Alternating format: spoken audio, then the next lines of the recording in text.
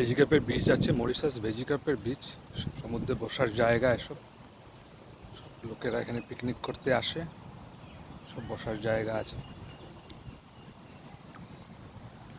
লোক বসেও আছে কিছু লোক।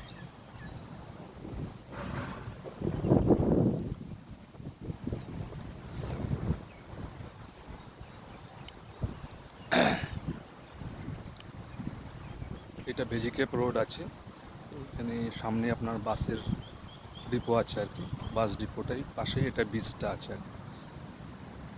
এটাই মেন রোড, এটাই ভেজিক্যাপ রোড।